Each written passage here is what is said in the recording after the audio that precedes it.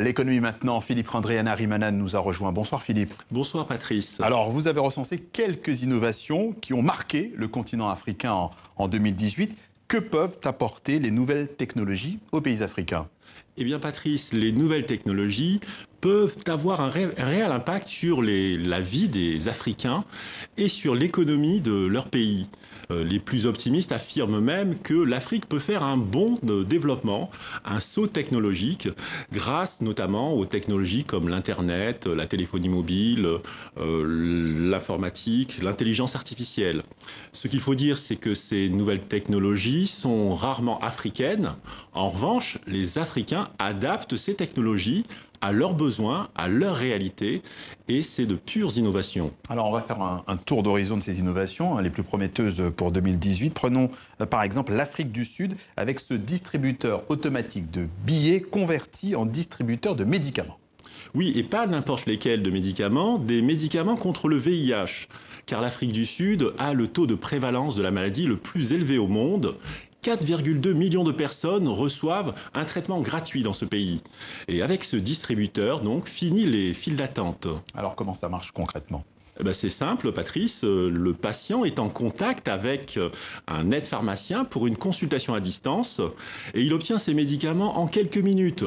Et il reçoit alors un ticket pour la prochaine visite et même un SMS de rappel sur son mobile. Alors justement, la téléphonie mobile, c'est un domaine particulièrement fécond dans l'innovation en Afrique grâce aux applications. Oui, et en Afrique du Sud, toujours, les transports publics urbains sont dominés par des minibus qui font office de taxis collectifs. Et cela représente 3,7 milliards de dollars. Le problème, c'est que le réseau est très mal réglementé et il est difficile de s'y retrouver. Et désormais, il existe Kwela App, une application pour trouver un taxi collectif à proximité, de quoi faciliter la vie quotidienne de millions de Sud-Africains. Et il y a d'autres applications mobiles innovantes qui combinent d'ailleurs d'autres technologies, plusieurs technologies. Oui, et là, Patrice, c'est dans l'ouest du Rwanda, la mine de Ngororero, qui joue la carte de la transparence. Ici, on extrait du tantal. C'est un minerai stratégique pour l'industrie des téléphones portables. Et chaque pierre fait l'objet d'un traitement particulier à l'aide de technologies mobiles, de la reconnaissance faciale et du GPS. Et l'objectif, c'est de suivre le minerai tout au long de la chaîne.